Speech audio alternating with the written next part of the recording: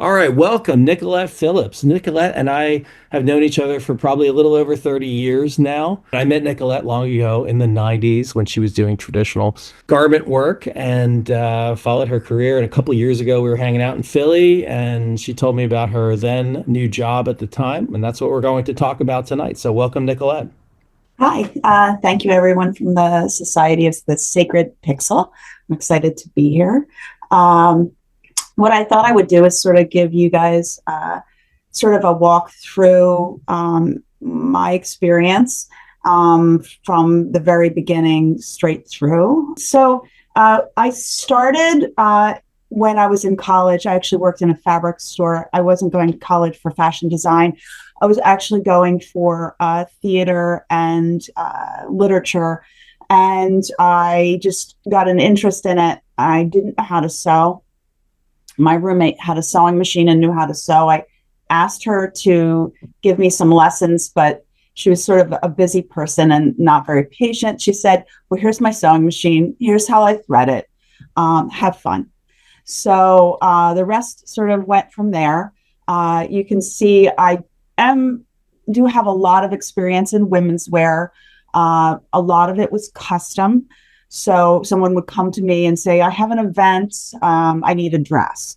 And I would usually present them a series of sketches of concepts based on our conversation. And they would pick something. And then I would build that based on our conversations, the sketches, and the fit. It actually started pretty early on. And in that process, I decided that I wanted to get more experience working with other brands. So got a job working in an old school tailoring house. And my mentor, who I still am close to this day, started in Italy in a tailoring shop when he was 8. He cold the irons, which basically meant this was pre electricity. And he would make sure that all of the tailoring irons were hot. That was his first job. I was very lucky and grateful to have the experience working with him. And although it was predominantly menswear that I did, it truly gave me a strong experience and skill set for tailoring. So you'll see that although I'm showing you a lot of my custom work, it really goes hand in hand with being able to fit the garment, right? So it's not just designing a great garment. It's also about making sure that it looks great on a person. I did acquire quite a few clients through the years who would come to me for specialty things, also art garments, things I would just make out of my own. Like you'll see the dancing tree dress in the middle. That was actually from fake leather scraps. And I just decided I was just kept seeing this vision of a winter tree. So I made a garment, and this particular person bought that garment at a show. So I do a lot of different things. I airbrush. I do a lot of interesting fabrications. And you'll see some of those details. The dress on the left is actually airbrushed ombre because we wanted sort of a truer black in the middle, and ombres are very hard to get a true black going to a white. So this was actually a wedding dress. And in the process, my studio, everything was done in-house for the custom work. So we would work from muslins and that we would make, and a muslin is basically a mock-up. And then I would work on industrial machines and sew the garments. Now that began to change a little bit for me when I started getting larger orders for things.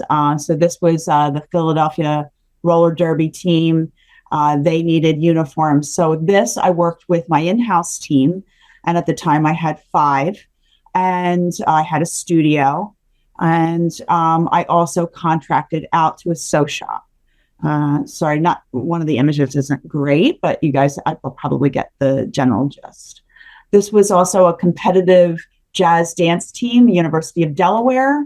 And often I would present to them sketches, and then they would choose, and then we would build from that. And again, because of the volume, I would often rely on a regular contract team that I had a relationship with to help me make those uniforms. The same with here. And then we did small projects, and those projects were dance costumes and things. I do love doing costumes, and you're going to see a little bit more of that, just my own private interest in costumes. Now, through this whole process, you've heard that I worked in a tailoring shop. I eventually, while running my own business, I'm always sort of working and hustling more than one job, which many of us do in order to make our dreams come true. Sometimes there's sacrifice, but in a lot of times those sacrifices actually wind up being filled with some sweet rewards. I worked for a ready-to-wear company for a while, and that was a small studio, and that also sort of helped to push my skill level forward. It got me more acquainted with bulk orders. So that would be, 1,000 units, not 20 units. It also gave me a better understanding of the process when you are dealing with a larger clientele. That particular company, Monica Turtle Studio, they were in 400 boutiques cross country when I worked with them. And again, I did mention I do a lot of costume work and things that sort of dance along the line of clothing and costume. And this particular slide, you'll see that I have a muslin. So that's the first picture on the left. And that's typically made out of something that's a lower cost material. Sometimes the material resembles the ultimate material. Sometimes it's just a sort of almost more like a drafting type of material. So this you'll see, and I've made some changes with some drafting tape. I've made some changes on there to sort of show changes that I needed to make in the ultimate garment. So M. Night Shyamalan, I know a lot of you are probably familiar with him. Yes, I'm name dropping just a little because isn't that fun? But they do an annual gala. And for this particular gala, I was hired to make his wife's outfit. So you'll see she was vegan. So we did go with vegan leather for this. And it is one of my favorite pieces. It was a lot of fun to make and really great to meet them. So as I said, I love costumes, even personally. So I do like these pictures just because it sort of shows some of the versatility and the fun. Typically, I do kind of constrain my costumes to a certain amount of time. The one in the middle from Mars Attacks did take us a little bit longer because all the little red squiggles were hand done. And I did enlist my mother to help me with that while I was working at a regular job. But I do enjoy making costumes, and they're usually a laugh. I kind of my newest record to beat was I did a 2-hour costume this past Halloween. I don't have any pics of it. I should have probably added some. You'll see I do have a lot of interest in detail. Again, floral embellishments and interesting fabrics and interesting textiles and airbrushing and dyeing. And recently I've gotten into doing some natural dyes. So actually things like black walnut, avocado, goldenrod. And I did take a class to learn how to do some of that in the Philadelphia area, the Philadelphia Hand Weavers Guild. If anyone's local and you have an interest, it is a great resource for meeting people, and it's just very laid back and learning how to do different things that you may be interested in doing. I do get hired for unusual projects from time to time. This particular group needed some Faraday phone bags made. So I did take a journey into what that means and what the limitations are of the material. So in this instance, the Faraday material, what we learned along in the process was that the material, the more it was handled, the less effective it is. So more likely, if you're buying something for yourself, you'll notice that more often than not, the designs are fairly simple, because in handling it degrades. Also, the quality of the Faraday material can also be a problem. So you might buy a very cheap Faraday fabric, and the more you handle it, again, the more it falls apart. This particular material was a little bit better. And it's funny because I've ordered some items since then, and again, find that they stay pretty true to the style that I have here, which is an envelope bag, trying to handle the material as least as possible. This next slide shows sort of a quick look at the process. So I'm trained to draft on a table a pattern. So I'm doing flat pattern making, and I also do draping. And that's done on the form, paying more attention to the way that the fabric itself handles and what my ultimate design is. More often than not, I'm going to use both, but the base is going to come from a flat pattern style. So you'll see the dotted paper in the background there. And I use that to cut out my muslins and make changes to my patterns, and then I'll wind up cutting out of my actual fabric. So that's kind of where I lived through the first half of my career, was really hands-on, artisan style of pattern making. And the mechanics might be, if you're using something electric, it's an industrial sewing machine or a bulk cutting machine, almost looks like a saw, a cross between a saw and a pair of scissors that cuts layers of fabric. And then I took a job working in the bridal industry at some point because I had the expertise, and there was a startup, and they needed someone to work with them in the startup and to run their custom design department and to oversee all of their sewers and their tailors. So I worked there for a while.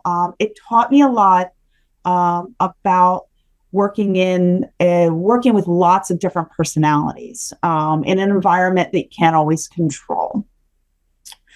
And I knew that would be a great experience, and I loved it. But it was time for me to make that jump, and I looked to Urban.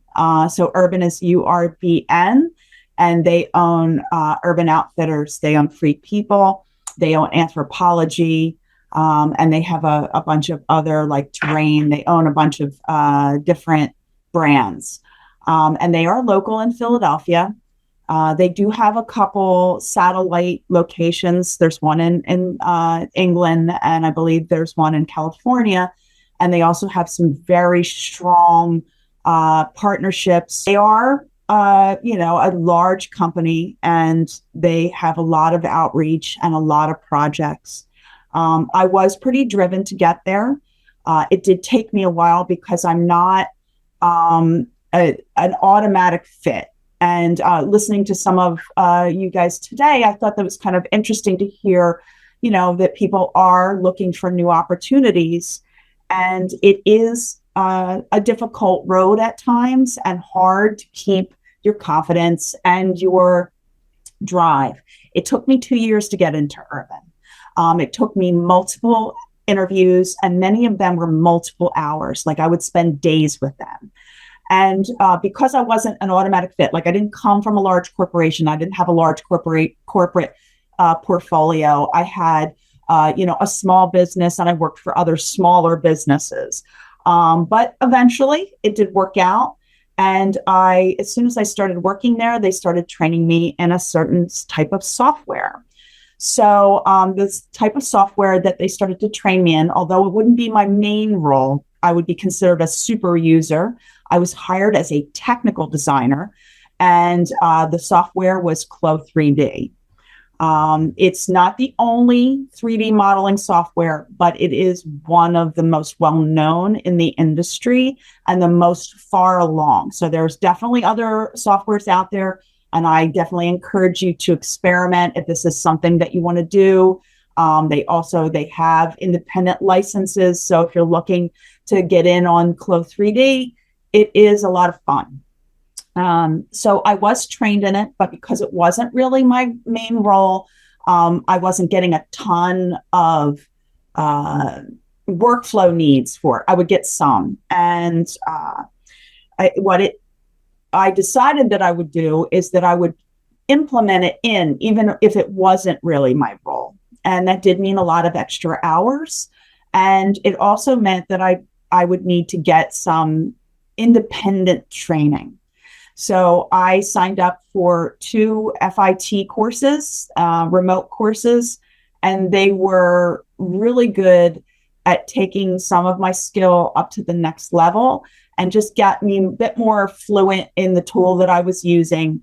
And so I just proceeded to put that into my workflow, whether it was there and needed to be or not, whether the supervisors really wanted it to be there or not. So that meant extra time, extra hours, and it actually paid off because I was offered a position at my company working specifically in the Clo 3D lab, so in the 3D modeling lab. I would like to say that it's actually in the DPC lab because it's actually a group of us. And I know that some of you may be hearing this DPC more and more often. It is sort of the buzz, digital product creation or digital product creator. And that digital product could be through, 3D modeling. It could be AI. It could be Photoshop, Illustrator. So it's anything that provides a digital product.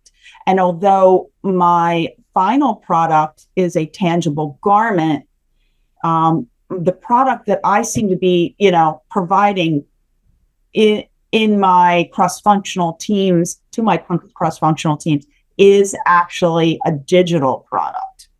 And so what you'll see here in this first slide of the next phase is you'll see my, like just a quick screen grab of a pattern.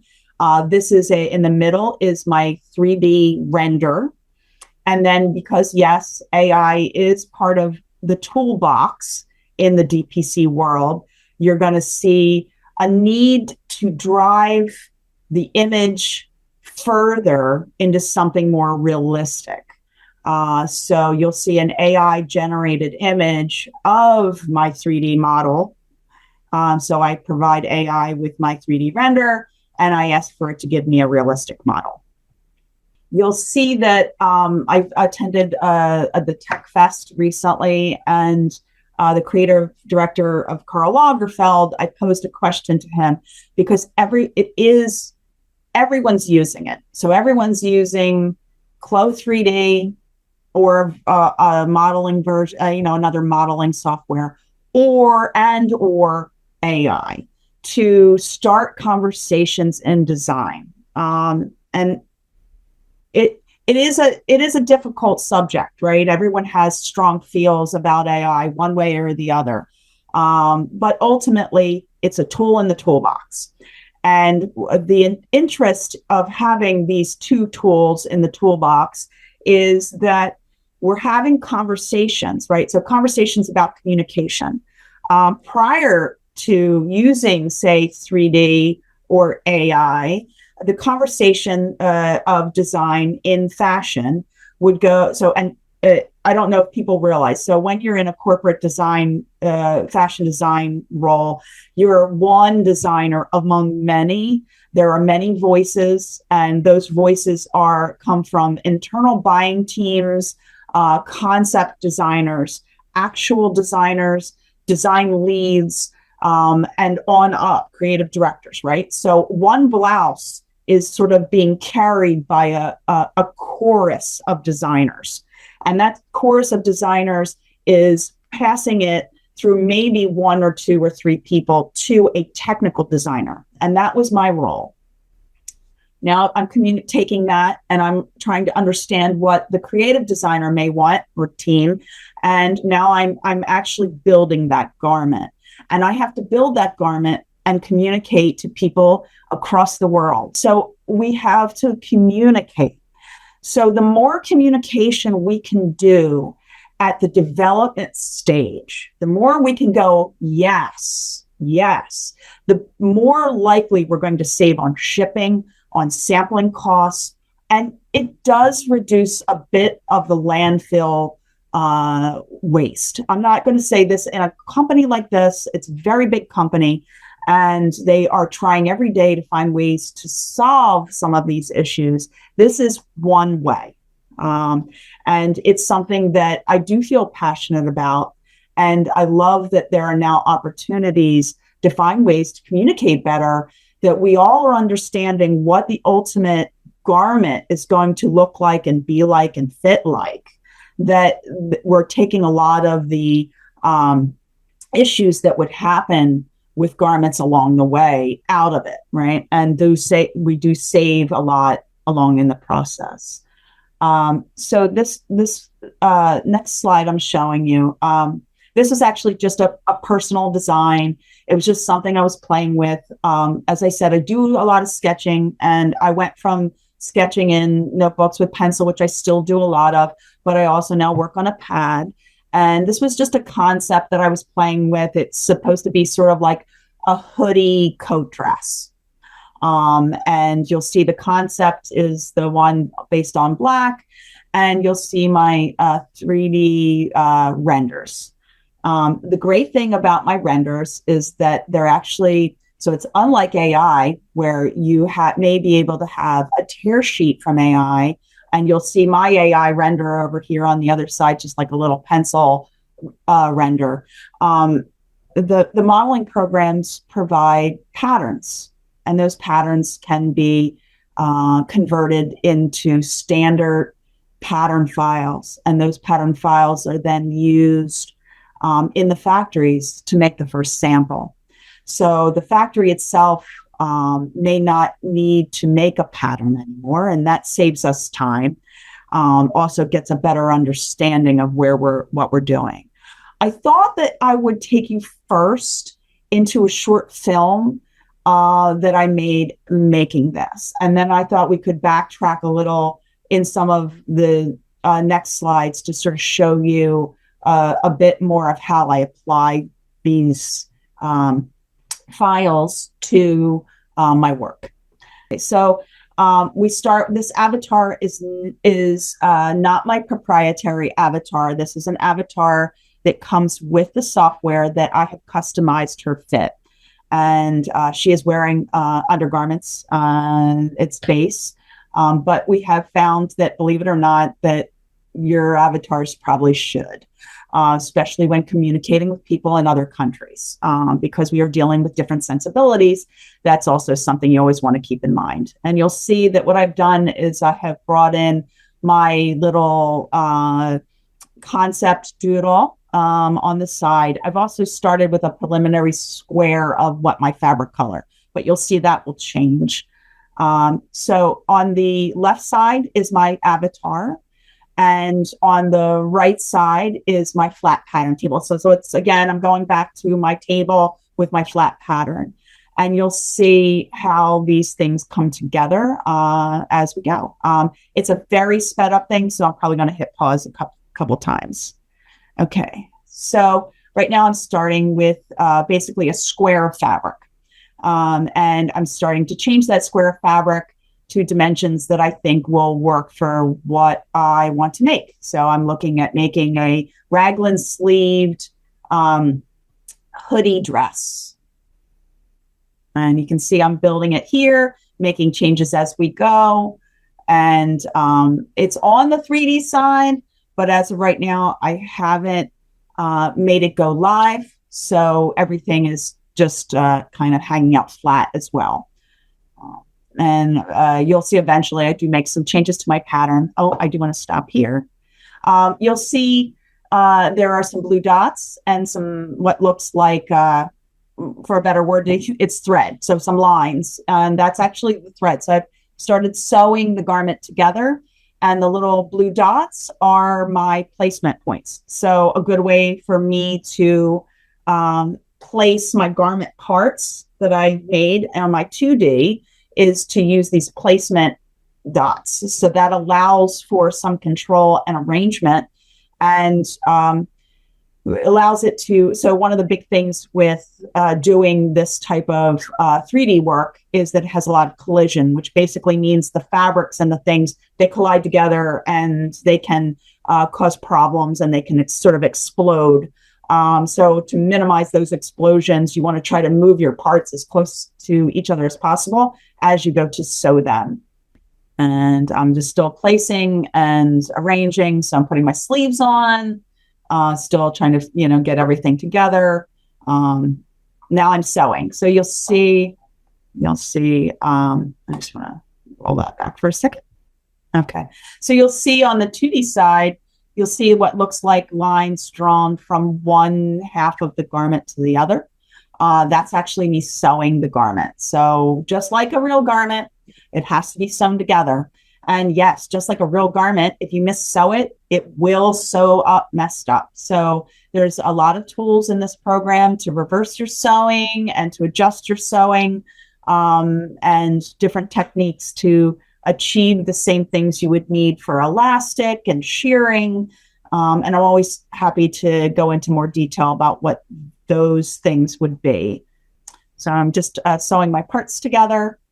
And now I've made her live. So you can see when I move her around, you can kind of see that I'm actually adjusting. I don't want to just replay that because she is moving fast, but you can kind of see how I have a little hand, and that little hand on the 3D side is actually adjusting things live. So I can move it like regular fabric, and it acts the same way like regular fabric, of course, within reason, since this is virtual. And now I'm making some design changes. I've moved darts around, re-sewed things, and you'll see it's changes from blue to white. It's just I think it's a little bit of a glitch of the program that it's doing that. I actually do have it all in monochrome right now, but sometimes it pops back into the blue color. And you'll see the threads. You can kind of see the threads on the left side, because when I make changes, I have to re-simulate her so that she will come back together. So you'll see my little hand and moving things around because I want to be able to touch it like a real garment.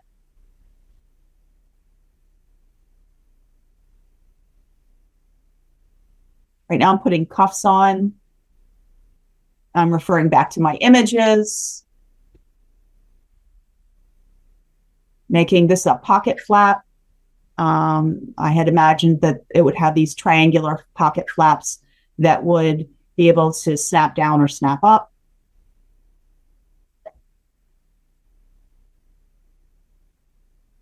And now I'm changing the hemline a little bit, and I've added elastic. So I do want to just pause briefly.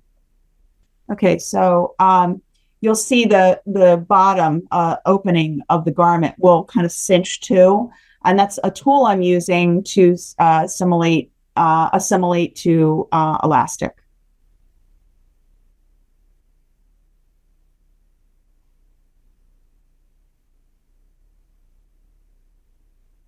Okay, this is a great one. Well, let's stop that. I jumped that. Sorry, guys. Okay, so this is a new part of the tools set that we have with this software, and it's still it's growing, and it's also something you have to get kind of comfortable with. This is actually a great addition for wanting to do things that. So again, I come from a very technically strong background. I'm a strong pattern maker to start, but a lot of design teams are trying to implement the 3D design in with their creative teams. The thing is about creative teams is they don't always have the technical base behind pattern making.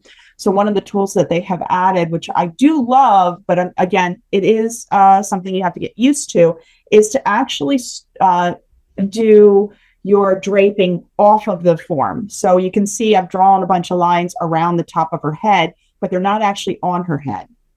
Now I can draw on her body the same way, but for say a hood, I may want to draw it off of her body. For a full sleeve, I may want to draw it off of her body. So I'm actually making the pattern sort of following a spatial relationship to her head, just to sort of demonstrate how that might be.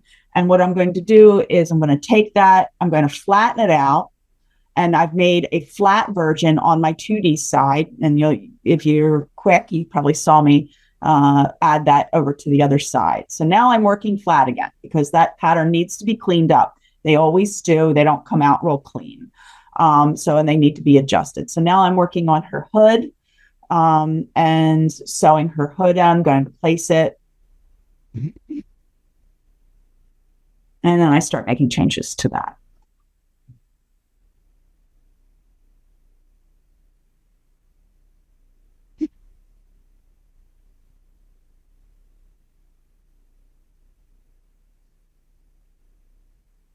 Right now, I'm just adding darts in and also adjusting the pattern shape because, again, I want my hood to look a certain way. And here's the dart that I've added. I'm adding a dart. I don't know if anyone knows what that is, but it's just like basically a fold in order to get the fit that you want. A lot of clothing have darts in the pant waists and in blouses for women. So now I'm adding some elastic and making some changes again to fit, just so that I can ultimately get the look that I want. I will probably, again, this is a project that I'm just playing with, so I'll probably mess around with her hood some more at a different day because I do want to make some changes to her hood to get a bit more close to my original inspo. And now I'm going to be adding some hardware and things to it. I'll probably wind up adding some snaps and things that you'll see on there. And then eventually I might add some zippers and pull cords, which are all things that can be added in this software. You can make it, and you can also download it from other people that have made it. I use Photoshop to create fabrics from photos of fabrics. So I've taken, for instance, a lace, and I photographed it, brought it into Photoshop, cleaned it up, and then brought it into Clo3D and used it as an embellishment on something I'm working on. You can see I go back and I fuss with different things as I go. I'm starting to add different aspects of the pockets and elastics, and I'm added a placket behind the center front opening. And all of these are things that you can just keep growing your garment. Many of the garments that I'm working on right now may have 3 or 4 layers. Could have a series of foundations and top layers and embellishments. Typically, there are some tricks that we use on these because of the collision. Sometimes it doesn't really make sense for us to do every single thing that the true tangible sample would have. Sometimes it's better to leave those things to the side based on timing and also construction needs. So you see I'm adding some snaps. I had always just thought I would have one snap at the center front, and then because I have a zipper, and then I'd have some snaps on the pockets and also on the neckline. So I'm adding those. Now I'm changing fabric. So this is also a new tool in this, and this is really meant for denim, to try to create denim washes as we would actually have them. And Urban Outfitters or Free People does a lot of washes, and Anthro does a lot of washing on their denims. So this is one way of doing that. So I created this sort of distressed 2-tone acid wash to get it a bit more like what my inspo or my concept sketch was. So now I've changed and added, I brought in her skeleton shape so that I can move her around. So I'm actually moving the garment around and also the avatar so that I can put her hands in the pocket.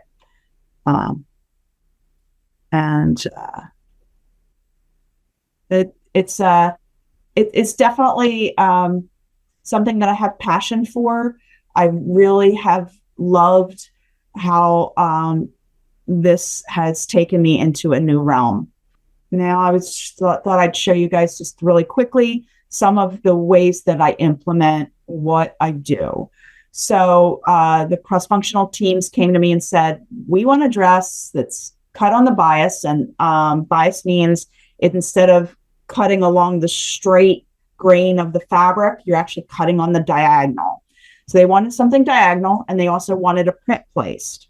So I made the and it had a very detailed twist in the back.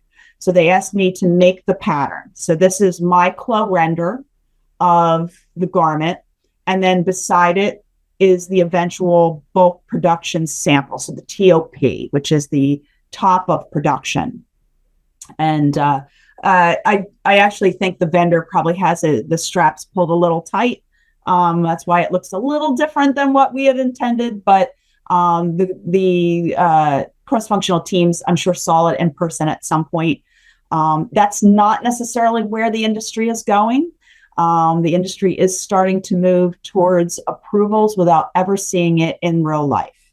But there will always be a need to still see more complicated styles in real life.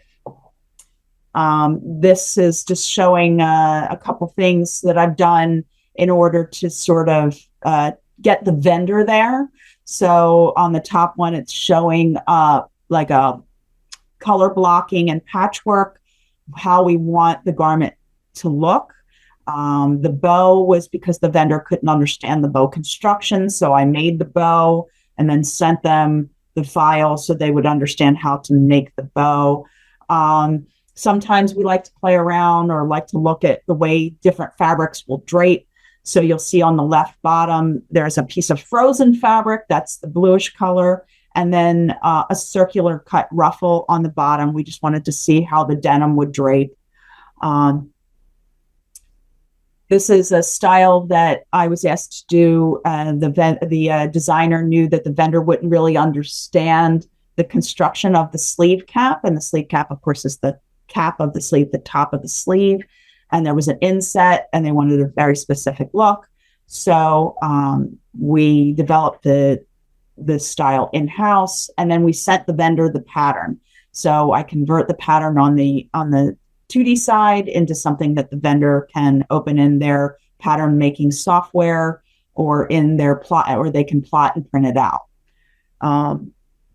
This is a pair of denim pants. Now you're getting to see a little bit more about how I implement it when I go to the vendor with the files. So I have what looks a bit more like an illustration, but it's actually just a type of render that I do to make it look a bit more flat. So on the left side, that's actually the Chloe avatar in the garment, but it has been rendered in a way to make it look like a flat drawing, a little bit more like a flat drawing. And you'll see all the way on the left a list, and these are the key specs. And what I would typically do is I would send them a tech pack with the key specs in it, with the flat renders, with some other constructions. And then what you're starting to hear now in the industry is digital twins. So this is the garment, the real garment on a form. So the industry is moving to comparison of a Chloe render with the the digital photo of the garment, and we're comparing the two. This is another way that another way of showing kind of how everything comes together. This is a magazine tear. This was a design I did based on the tear. I was very interested in the shape of the back and the kind of apron style, but I wanted something that would read more towards, say, anthro. More of an anthro style. So I made the garment. Again, those are a flat style of render that I do. And then because we are driven to make things look as realistic as possible, and that not everyone has embraced the look of the avatar because she doesn't look real enough, we are now implementing a AI to give a realistic look. So I took my garment, provided AI a hollow version of it, and I had them put a realistic photo model in so that we could see a real gal in the dress. And I just get a kick out of this because it was one of the first projects I ever did. And this is mixing a couple different things together. And I just made her dance.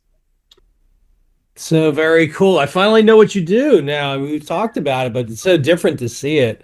Yeah. That's awesome. Thank you, Nicolette. You put Yep. so much into that. I appreciate it. Yeah. All right. Emma says it's so cool. I agree. Yeah. There's so many questions I have. So anyone who has questions, you can put them in the chat, or you can just raise your hand, and I will call on you. Okay. Well, there's a question. Joshua. Sure. So I've seen some exciting job openings for something with a title like graphic designer of apparel. And I would love to know more about how that person fits into your workflow. Okay. Like would they ever actually open Clo? Is there a back and forth? Where's the graphic designer come in? Right. So graphic designers, a lot of times they're working with the design team to make, I would say you're almost like an extension of the design team, and they would work with you specifically to develop whatever image they want to put on their garments. I do work with print designers, and they will pass me their print file, and I would place the print, advise how the print needs to change in order for it to fit on the garment. I can bring in graphic images and place them on the garment. So although I'm not necessarily seeing a lot of that specifically, I know that it's something that I have done, and with print design, I do a lot of print design. And so that is one way that you could pull in graphics is through print. So by print design, I mean, could be something very specific, like the flower of the blue dress. That was a print. Or it could be something like an all over print that's not as all over as you think. One of the things that I did with in my class at FIT was we actually did place graphics. So there is a way to bring a graphic in, to manipulate the graphic, and to change its three-dimensional look, its fabric. So say somebody hired you to do like, something base, like even if it's just like a branding, initial or something like that, then that could be brought in and we can make it into leather in the 3D software. And then we can place it and look at it in different positions and different finishings. So as far as that goes, I'm not necessarily, as a graphic designer, I think the role would be fine without using this. It's definitely in the future. For a company who is as far ahead as we are, they're still wrapping their heads around it.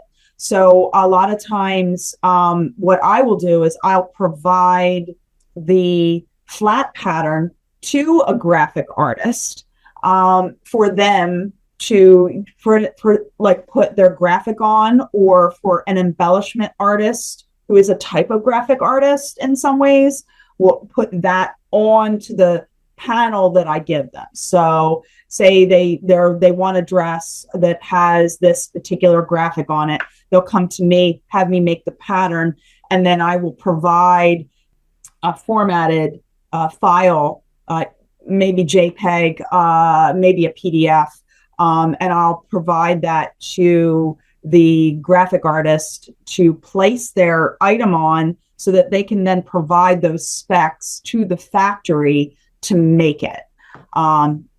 That's probably the most interaction I have. But there are so many companies that are embracing a version of this. And to have versatility in what you're understanding and what you're willing to embrace is the future.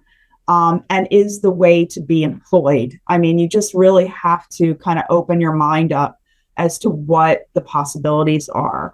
To diverge just really quickly, Tommy Hilfiger is a really well-known name, and they were some of the first to embrace 3D even beforehand. And they are propelling things forward because of it. So, any knowledge that you can speak of and any way you can pull your specific training into other types of technology is a good way to go. Like that answers your question. Yes, thank you so much. I think the topic of what keeps people employed is applicable to all of us and doesn't get talked about enough, in my opinion.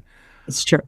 All right. Thank you, Joshua M. By the way, every time I click a like on your comment, it just means I've seen it, and then I'm just going to go down and ask you to read them, although I'm going to read Laura's because she's having audio issues. And I think it might be more of a comment than a question. But Nickolette, Laura says, your designs are so fun. I was in competitive dance all throughout school, and we made a lot of costumes and lots of rhinestones, so I understand how long the process is and all the rhinestone gluing. But it's so rewarding to make the costumes and then get to perform on stage and see everything come together. The 3D design is such a cool tool. Thank you for sharing your work. It's truly inspiring.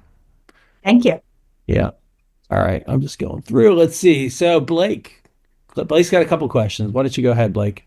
I'd say my biggest question is that, like, at least personally, I'm coming from the cannabis industry, which is like very design centric and design forward. It's very brand focused. And also too, I've done a lot of packaging that's like very specific, like down to the millimeter, whether it have like different cutouts for view windows, or I made like one box that like transforms into a display.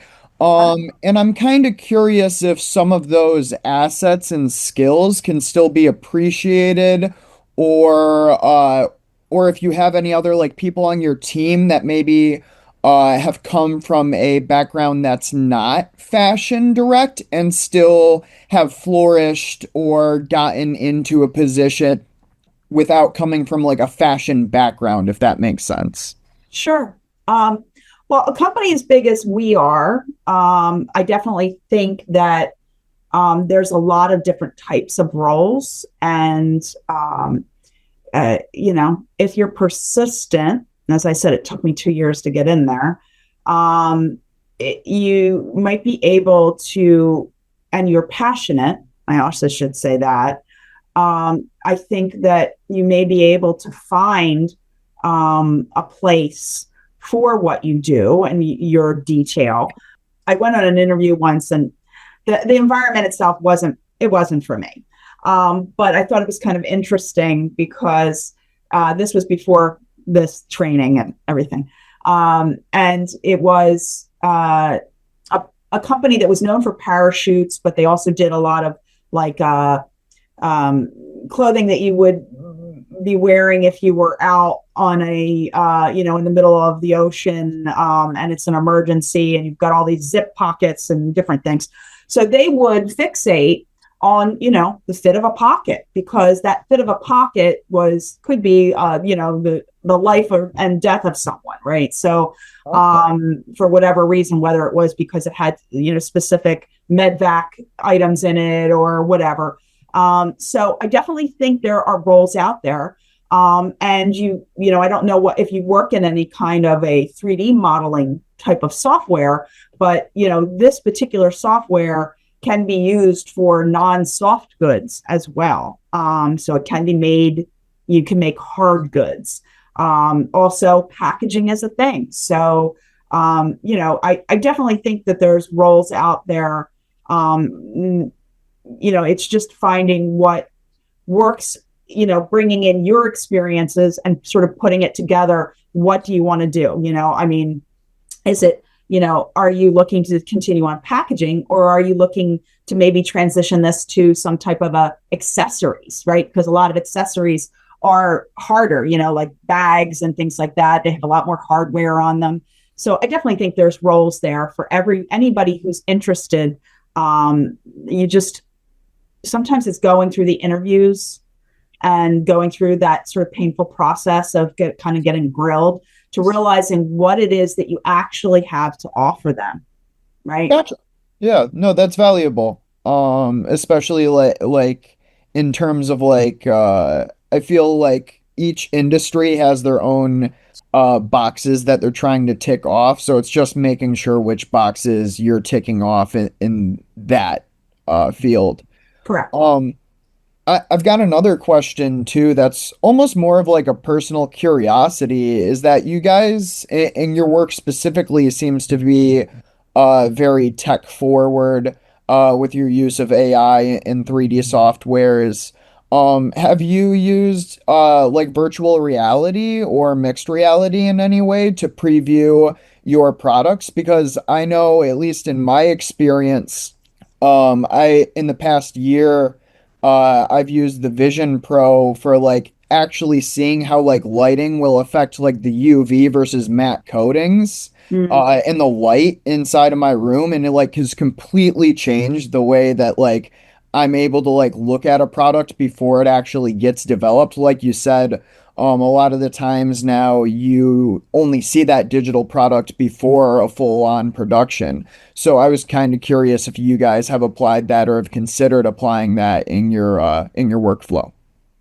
Right. I don't think we see that too much as a thing for what we're doing at this point. I think that we can change the lighting in how we render. So what you're seeing in my 3D side is a type of making it live, but we have another window when we want to bring in lighting. And there's so many controls on that side.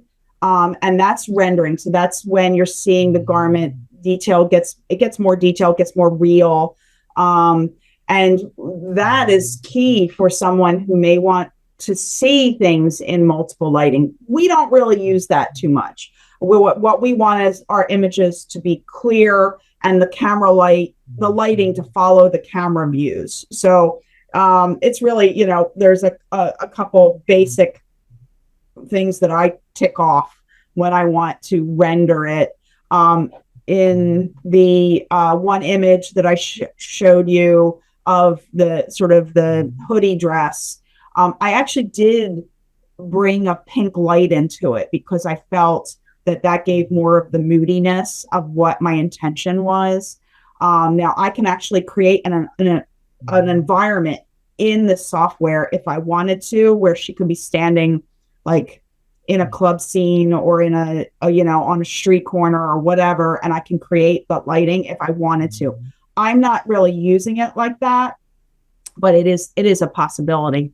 Yeah, I'm just throwing it out there. Like I said, like I know at least I've noticed a few things when I'm seeing something like in life size, like versus on my monitor. Just something to throw out there, like just to consider. And then also too, I was kind of curious with like your AI mock-ups that you tended to have for a lot of your projects. Is that like your company's thing with like Urban? Like is Urban very pro AI? Was that your personal initiative, or is there any negative like stigmas that some clients may find with that of being like, oh, like you AI'd it? Right. So AI is becoming part of the design industry. For sure. It is the way to help communicate the design concepts that you want to your team, to your higher ups, and to your vendors. It's much faster for say they want, and again, Steve and I sort of talked a little bit about this before, and I have I feel like I'm very sober-minded about AI. I think AI has a lot of limitations. I think that we are looking for it to be a solve-all. And I think that there are practical ways to use it. I'm still watching, and I don't really need it for my job. Okay. Not right now. It has come up, and I do share, and I'm in a room of DPC people. So I have people that their main job is creating and teaching people how to use AI to prompt fashion, because it is the way that we're creating tear sheets now. So in the old way of design, you would go through your magazines and you tear out pictures and pull something off, something that actually happened off the internet. And you'd say, I want this type of look here, and I want this for this aspect. And you're creating that as part of your mood board, right? So you've got a mood board, you've got your colors and your tear sheets. Well, now they're actually using AI to help generate a concept. For me, my understanding of AI is that it still has a lot of flaws, and it's still difficult to truly get the image that you want without then pulling it into Photoshop to make corrections, because it doesn't understand how to correct itself. And you could wind up going in circles trying to get the image that you want, when maybe it's just easier for you to take the image you got and then remove the belt in Photoshop. So it is part of the conversation. It is part of the toolbox. How we'll see it in a year from now, I don't know, but that it is part of the design toolbox. No, that's a super valid answer. I appreciate your insights. All right. Thank you, Blake. I was thinking something in that conversation made me think, why doesn't Illustrator have that side-by-side view? Because a lot of us, like I'm sure Blake does, work in flat templates. And if we wanted to see what die lines for boxes or anything dimensional, and if we wanted to see what it looked like dimensionally, we'd have to manually do that. So it seems like just a matter of time before Adobe incorporates something like that. Maybe after this presentation gets out there, they'll see it. Yeah.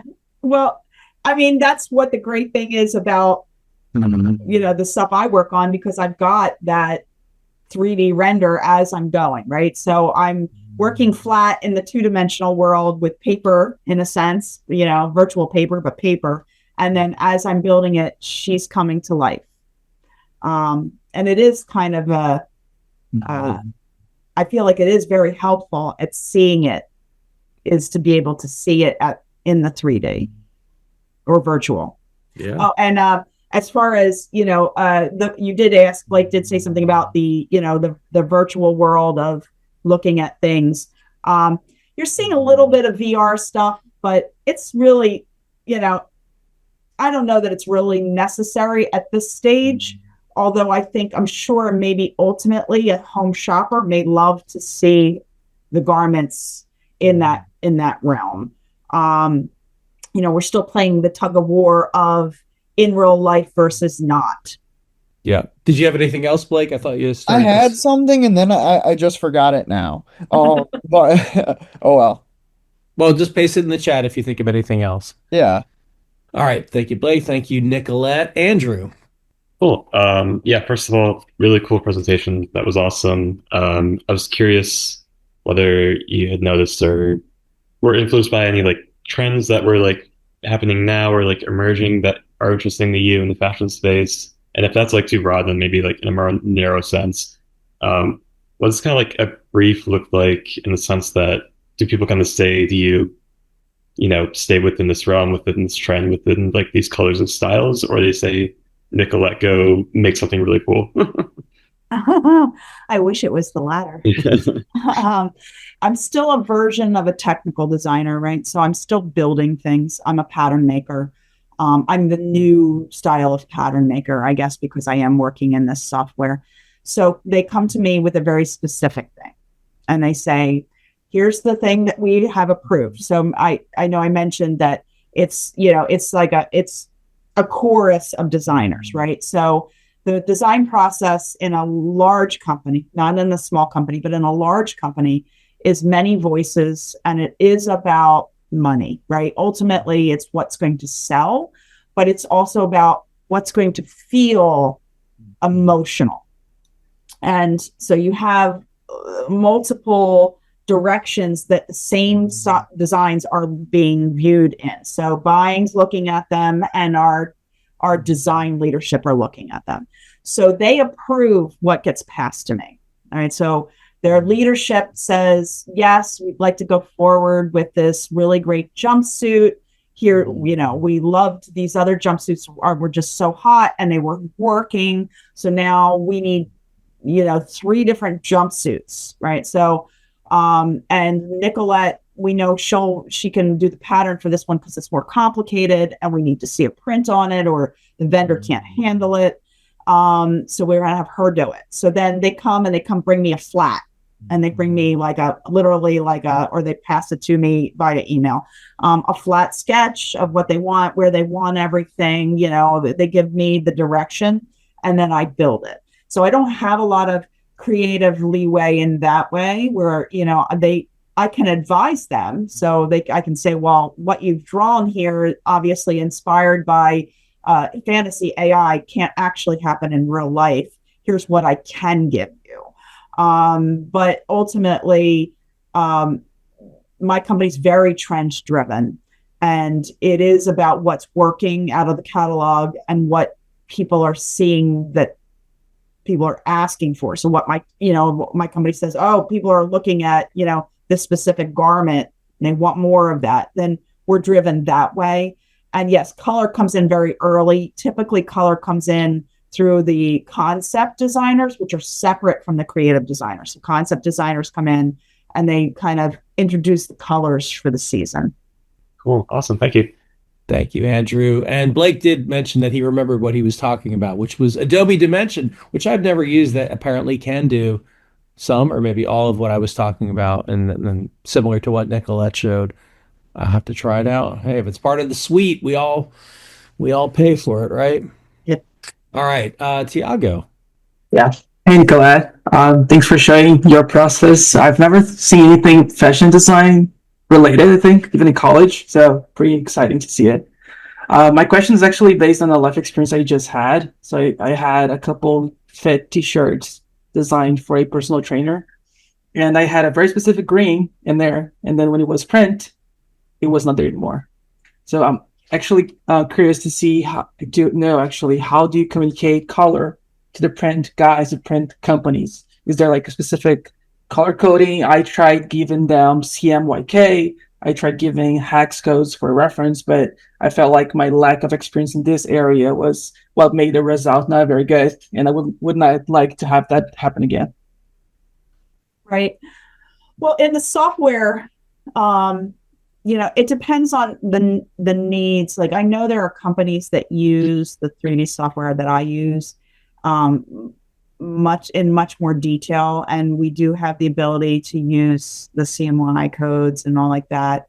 But ultimately, for us, they typically are working with mills, right? So they're working with fabric mills, and their communication is coming through other channels. So they may be looking at swatches or swatch books, and they're saying it's this green right here, and they're being very specific.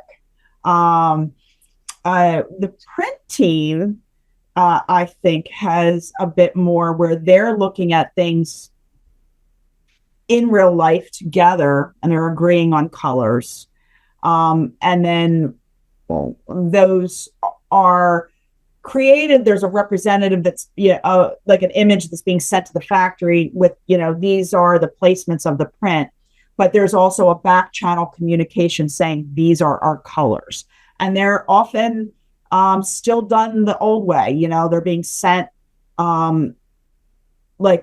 patch tests of things, where they might be sending them a swatch or a pre-mill of something where they're sending a sample of it to the design teams to look at internally to approve those. So it's a lot of back and forth, and it's behind the scenes. It's not something I typically get into, but it's usually still done the old school way, where you're going to look at a one-off and approve the color.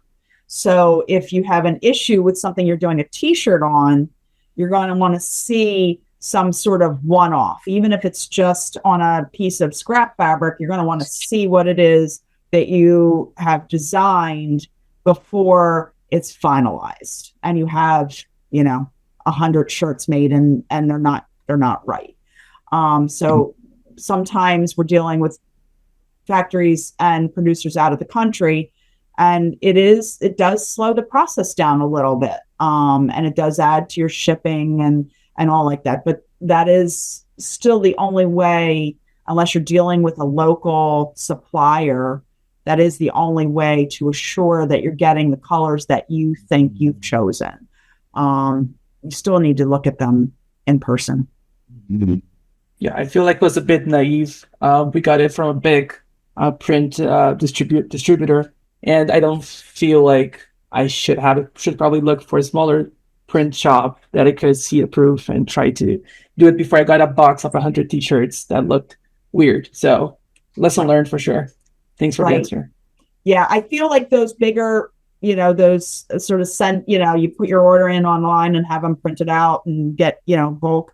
I think they're meant to run a certain way. They're not really meant for the more boutique interests for something like what you might be interested in doing, right? So, or you need to create a relationship with that bigger company and know that they are going to be able to work with you to give you a sample, send you off a print proof, basically, is what you would be looking for in the mail, a print proof.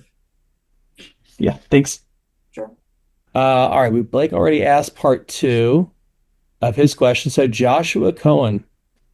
Yeah, so all right, bringing it back to pixels and your digital tools after a little 4-color press learnings. So 2 questions. One, selfishly, if you were starting your career today with a similar knowledge of with a similar kind of experience with sewing and garment construction, what would be the first digital tools that you started to wrap your head around? And I asked that because my daughter is trying to go to the industry as a solid kind of sewing and garment construction and starting to get into design, but hasn't really touched too many digital tools. What would be the first couple that you would recommend? I'm sorry. So you said she has experience sewing? Yeah, she has been sewing for 10 years or 8 years or so, and has designed her own. Yeah, she's really great in that realm and has lots of experience with kind of creating one-offs for herself, and works and teaches younger kids how to sew at classes. So she's got that background, but not the digital background yet. Right. Yeah, I would tell her to just go into a 3D modeling software. Great. Anyone that you would think would be the easiest to... Yeah, all right, there we go. This was great discussion. Thanks so much for the insights. Sure. All right. Thank you, Joshua. Carlos has been waiting for a while. Carlos, can you read your question, please? Yeah, thank you. The presentation is amazing. My question, coming in at it, so this is kind of like my will be a second career, right? So I'm kind of like trying to see where I see myself fitting in.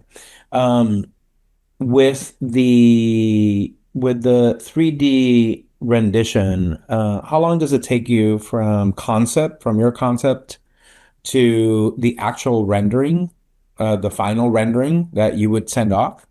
And how long does it take then from rendering to production? Right. Okay. So a couple different things I do based on need. So for instance, that little gold dress, that was just me playing around, right? So I decided I wanted to see how fast can I make a garment. And so I made that garment in about an hour. And then I took that garment and rendered it. And that probably adds, depending on how many views, maybe for a fast render, maybe 30 minutes. So you can change the amount of render time and the amount of detail that you want. So you can do like a 20-minute each view. I don't really need all of that. So for the job I have, my main job, as you saw, I sort of even dumbed down my images and made them black and white flats because of what technology is in India and Turkey. So I want things that, we want to ooh and all over how great this looks. But the reality is I also need something that's going to print out that they can see it. And so I have really don't use a lot of high quality renders. I do it at some level so that I show my value. That I would provide to cross-functionals for review. And I want it to happen fast because it slows my machine up. I go for the 4 minutes and reluctantly. Sometimes if I'm on a deadline, maybe I'm just doing a really nice screenshot of my sim. And there are different requirements for you have a minimum required, operating system for CLO, and you have a maximum. I am running at a very low quality. So for me, it can really gum things up. And I'm the kind of person that wants to be working on something else if I'm waiting for something. So I tend not to do higher quality renders. If I were doing some niche market, I might, or if I know that's moving through a platform where I'm using that for merchandising, I definitely would. So does that answer your question? Yeah. And then when you're working with one of these companies, usually like how long does it take from rendering to actual production?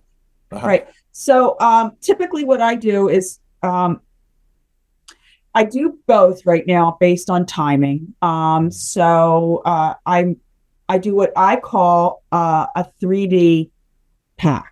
That was kind of like where my questioning was, because I'm just now like studying a lot of like the different seasons and when does production start and how long, all of that. Kind of one last question that I have, given all of that, and one thing that buzzed in my ear was when you said that a lot of times, so there's no actual somebody that gives the final approval of, yes, this garment looks the way that so like how often does that happen? How often does it happen that you as a designer will put in a specific design and the final product doesn't come exactly as you intended?